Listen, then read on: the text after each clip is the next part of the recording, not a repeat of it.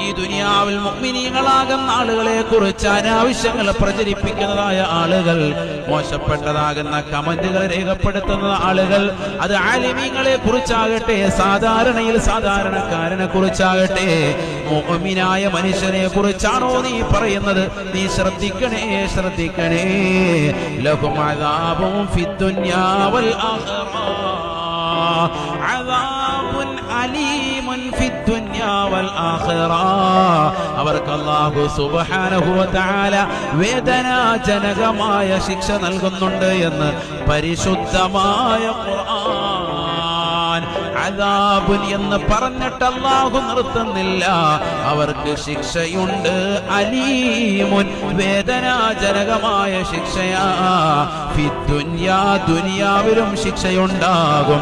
വൽ ആഖിറ ആഖിറത്തിലും ഉണ്ടാകുമെന്നും നബിയുനാ റസൂലുള്ളാഹി